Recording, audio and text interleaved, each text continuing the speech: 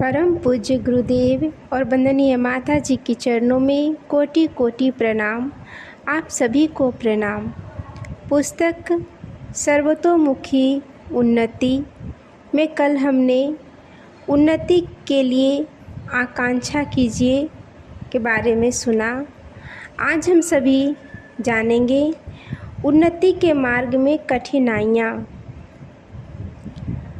सफलता का मार्ग सुगम नहीं होता, उसमें पग पग पर विघ्न बाधाओं का सामना करना पड़ता है। ऐसा कोई भी महत्वपूर्ण कार्य नहीं जिसमें कष्ट और कठिनाइयाँ न उठानी पड़े। ऐसे एक भी सफलता नहीं है जो कठिनाइयों से संघर्ष किए बिना ही प्राप्त हो जाती हो। जीवन के महत्वपूर्ण मार्ग विघ्न बाधाओं से सदा ही भरे रहते हैं। यदि परमात्मा ने सफलता का कठिनाई के साथ गठबंधन ना किया होता तो उसे सर्वसुलभ बना दिया होता तो मनुष्य जाति का वह सबसे बड़ा दुर्भाग्य होता। तब सरलता से मिली हुई सफलता बिल्कुल नीरस एवं उपेक्षणीय हो जाती। जो वस्तु जितनी कठिनाई से जितना खर्च करके मिलती है वह उतनी ही आनंददायक होती है। कोई साग या फल जिन दिनों सस्ता और काफ़ी संख्या में मिलता है उन दिनों उसकी कोई पूछ नहीं होती, पर जिन दिनों वह दुर्लभ होता है उन दिनों अमीर लोग उसकी खोज करा के महंगे दाम पर खरीदते हैं। स्वर्ण की महत्ता इसलिए है कि यह कम मिलता है, पर यदि कोयले की तरह सोने की खाने निकल पड़े तो उसे भी लोग वैसे ही लापरवाही से देखेंगे जैसे आज लोहे आदि सस्ती वस्तुओं को देखा जाता है। दुर्लभता और दुष्प्राप्यता से आनंद का घनिष्ठ संबंध है। जब प्रेमी और प्रेमिका दूर दूर रहते हैं तो एक दूसरे को चंद चकोर की तो भांति याद किया करते हैं, परंतु जब सदा ही एक जगह रहना होता है तो दाल में नमक कम पड़ने या सिंदूर की बिंदी लाने में भूल हो जाने जैसी छोटी बातों पर कलह होने लगती है।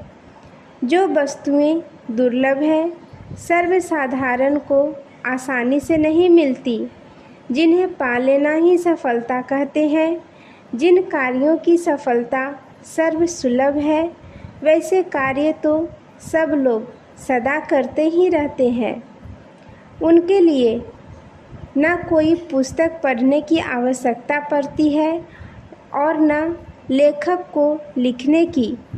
यदि महत्वपूर्ण सफलताओं को प्राप्त करने में कुछ बाधा न होती तो वे महत्वपूर्ण न रहती और न उनमें कुछ रस आता। कोई रस और कोई विशेषता न रहने पर यह संसार बड़ा ही नीरस एवं कुरूप हो जाता। लोगों को जीवन काटना एक भार की भांति अप्रिय कार्य प्रतीत होने लगता। कठिनाइयों के न रहने पर एक और हानि होती है कि मनुष्य की क्रियाशीलता, कुशलता एवं चैतन्यता नष्ट हो जाती है। ठोकरें खा खा कर अनुभव एकत्र किया जाता है। घिसने और पीसने से योग्यता बढ़ती है। कष्ट की चोट सहकर मनुष्य दृढ़, बलवान और साहसी बनता है। मुसीबत की अग्नि में तपाए जाने पर बहुत सी कमजोरियां जल जाती है और मनुष्य खरे सोने की तरह चमकने लगता है। हथियार की धार पत्थर पर रगड़ने से तेज होती है। खराद पर चढ़ाने से हीरे में चमक आती है। घात प्रतिघातों की ठोकर खाकर रबर की गेंद की तरह अंतःचेतना में उछाल आता है और वह एक स्थान से दूसरे स्थान पर पहुंचने की गतिविधि आरंभ कर देती है। मनुष्य भी ऐसे ही तत्वों से बना हुआ है कि यदि उसे ठोकर लगे, ठोकर ना लगे, कठिनाई से संघर्ष ना करना पड़े तो उसकी सुप्त शक्तियाँ जागृत ना हो सकेगी और वह जहाँ का तहाँ पड़ा दिन काटता रहेगा। सफलता में आनंद कायम रखने और शक्तियों के चैतन्य होकर विकास के मार्ग पर प्रवृत्त होने के लिए जीवन में कष्ट और कठिनाइयों का रहना बड़ा ही आवश्यक है। इतिहास में जिन महापुरुषों का वर्णन है उनमें से हर एक के पीछे कष्टों, दुर्दम कठिनाइयों में पड़ने का विस्तृत वृत्तांत है। उसी के कारण वे महापुरुष बने हैं। यदि ईसा मसीह के जीवन में से उनकी तपश्चर्या और क्रूस पर चढ़ना, इन दो बातों को निकाल दिया जाए तो वह एक साधारण धर्मोपदेशक मात्र रह जाएंगे। राणा प्रताप, शिवाजी, बंदा बैरागी, हकीकत राय, शिव दधीची, हरिश्चंद्र, प्रहलाद, लेनिन, गांधी, जवाहर आदि को परम आदरणीय महापुरुष बनाने का महत्व उनकी कष्ट सहिष्णुता को है। यदि उन्होंने पग पग पर कष्ट सहना स्वीकार ना किया होता, यदि उन्होंने दुखों और कठिनाइयों को ना अपनाया होता तो वे साधारण श्रेणी के भले मनुष्य मात्र रह जाते। महापुरुष का पद उन्हें प्राप्त न हुआ होता। आकांक्षा, जागरूकता और परिश्रमशीलता से बड़े बड़े कष्ट साध्य कार्य पूरे हो जाते हैं तो भी यह नहीं कहा जा सकता कि वे शीघ्र ही स्वल्प काल में और बिना कोई खतरा उठाए सफल हो जाते हैं। परमेश्वर बार बार परीक्षा लेकर मनुष्य के अधिकारी होने न होने की जांच किया करता है। सफलता के लिए भी मनुष्य को अनेकों खतरों, कष्टों और निराशाजनक अवसरों की परीक्षाएं देनी होती है। जो उत्तीर्ण होते हैं वे ही आगे बढ़ते हैं, मनोवांछित सफलता का रसास्वादन करते हैं। जो इन परीक्षाओं से डर जाते हैं, उन्हें पार करने का प्रयत्न नहीं करते, वे उन्नति के शिखर पर नहीं पहुंच सकते, अभीष्ट सिद्धि की महत्ता को प्राप्त नहीं कर सकते। सफलता की मंजिल क्रमशः और धीरे धीरे पार की जाती है।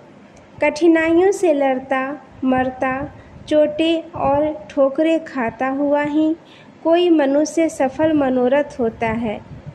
अनेक बार दूसरे के द्वारा विघ्न डाले जाते हैं। कई बार दैवी प्रकोप के कारण अनायास ही कुछ अड़चनें आ जाती है।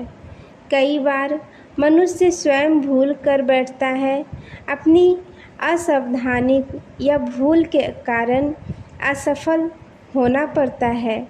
अपनी भूलों को सुधारने के लिए प्रयत्न किया जाता है, पर पुराने अभ्यास के कारण वे दोष फिर उमड़ पड़ते हैं और बना बनाया काम बिगाड़ देते हैं। कई बार प्रयत्न करते हुए भी जब अपने अपने स्वभाव या अभ्यास को सुधारने में सफलता नहीं मिलती तो बड़ी निराशा होती है और क्षीण होकर मनुष्य अपने प्रयास को ही बंद कर देता है। अपने स्वभाव के लिए बदलने का पूरी शक्ति से प्रयत्न तो करना चाहिए, पर यह आशा न करनी चाहिए कि इस दिशा में 2-4 दिन में ही पूर्ण सुधार हो जाएगा। स्वभाव का अभ्यास धीरे धीरे बहुत दिन में पड़ता है। किसी दोष से पूर्णतया छुटकारा पाने या किसी अच्छी आदत को डालने में बहुत समय तक प्रयत्न करने की आवश्यकता होती है। यह प्रयत्न धैर्य एवं दृढ़ता के साथ उत्साहित एवं आशान्वित होकर करना चाहिए और जब भूले हो तो अपने को अधिक सावधान एवं जागरूक करते हुए आगे से अधिक सावधानी बरतने का निश्चय करना चाहिए। रस्सी की रगड़ से जब पत्थर जैसा कठोर पदार्थ घिस जाता है तो कोई कारण नहीं कि हम अपने दोषों और त्रुटियों को परिवर्तित या नष्ट न कर सकें। आज के लिए यहीं तक। आप सभी को धन्यवाद। जय गुरुदेव।